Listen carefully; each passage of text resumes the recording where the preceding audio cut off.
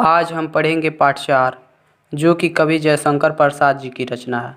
इस पाठ में हम उनकी आत्मकथा के बारे में पढ़ेंगे और उनकी इस पद का अर्थ जानेंगे। इस पूरे पद को हम छोटे छोटे क्लिप में पढ़ेंगे, जिससे आपको समझने में आसानी हो। तो बने रहिए आप हमारे वीडियो में अंत तक। तो चलिए वीडियो को शुरू करते हैं।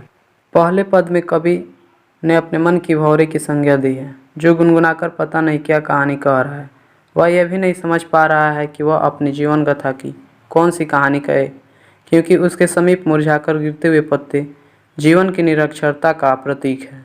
ठीक इसी तरह मनुष्य का जीवन भी एक न एक दिन समाप्त हो जाना है। अगले पद में कवि के अनुसार यह नीला आकाश जो कि अनंत तक फैला हुआ है, इसमें असंख्य लोगों ने अपने जीवन का इतिहास लिखा है, जिसे पढ़कर कवि को ऐसा प्रतीत हो रहा है जैसे मानो उन्हें स्वयं की आत्मकथा लिखकर खुद का मजाक उड़ाया है और लोग इसे पढ़कर उन पर हंस रहे हैं। अगले पद में कवि अपने मित्रों से यह प्रश्न करने के लिए बाध्य हो जाता है कि क्या तुम भी यही चाहते हो कि मैं भी अपने जीवन की सारी दुर्बलताएं लिख डालूं, जिन्हें पढ़कर तुम लोग मेरे जीवन की खाली गगरी को देखकर मेरा मजाक बनाओ। अगले पद में जिन मित्रों ने कवि से आत्मकथा लिखने का आग्रह किया था, उससे कवि कहते हैं कि मेरी आत्मकथा पढ़कर और मेरे जीवन की गगरी खाली देखकर कहीं ऐसा ना हो कि तुम खुद को मेरे दुखों का कारण समझ बैठो और यह सोचने लग जाओ कि तुम ही ने मेरे जीवन रूपी गगरी को खाली किया है। फिर अगले पद में कवि का यही तात्पर्य है कि उनका स्वभाव बहुत ही सरल है।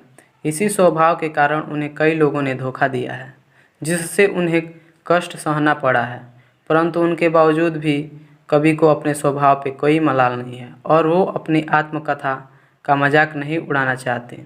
ना वो अपनी भूलें बताना चाहते हैं और ना ही वे कल छपट गिराना चाहते हैं जो उन्हें सहना पड़े। अगले पद में कवि के अनुसार वो रातों के हसीन लम्हे जो उन्होंने अपनी प्रेमिका के साथ बिताए थे, वो साथ में हंसकर की गई मीठी बातें आदि उनके निजी अनुभव हैं। वो ये अनुभव कैसे और क्यों अपनी आत्मकथा में लिखकर लोगों को सुनाएं, ये तो उनके जीवन की पूंजी है और इस पर सिर्फ उनका हक है। अगले पद में जीवन भर कवि ने जिस सुखों की कल्पना की और जिसके अब सपने देखकर कभी कभी जाग जाता था, उसमें से कोई भी सुख उन्हें मिला नहीं।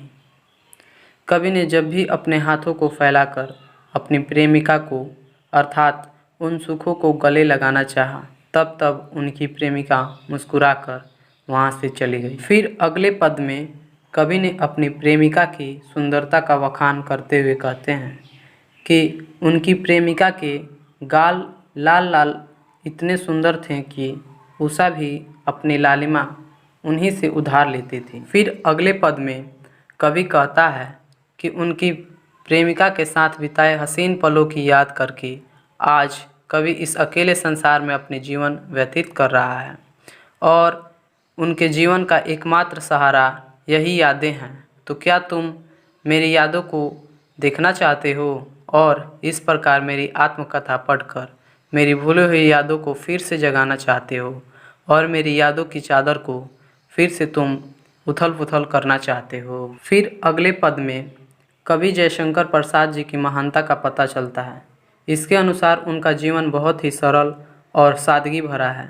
वह स्वयं को तुच्छ मनुष्य मानते हैं और उनके अनुसार उन्होंने जीवन में ऐसा कोई कार्य नहीं किया जिससे वो खुद के बारे में बड़ी बड़ी यश गाथाएँ लिख सकें। इसीलिए वो चुप रहना ही उचित समझते हैं और दूसरों की गाथाओं को सुनते हैं। फिर अगले पद में कवि अपने मित्रों से कहते हैं कि तुम मेरी भोली भाली सीधी साधी आत्मकथा सुनकर भला क्या करोगे, उसमें तुम्हारे काम लायक कुछ भी नहीं मिलेगा। मैंने ऐसा कोई महानता का कार्य भी नहीं किया है जिसका वर्णन मैं कर सकूं। अब मेरे जीवन के सारे दुख शांत हो गए हैं और मुझमें अब उन्हें लिखने की इच्छा शक्ति नहीं है।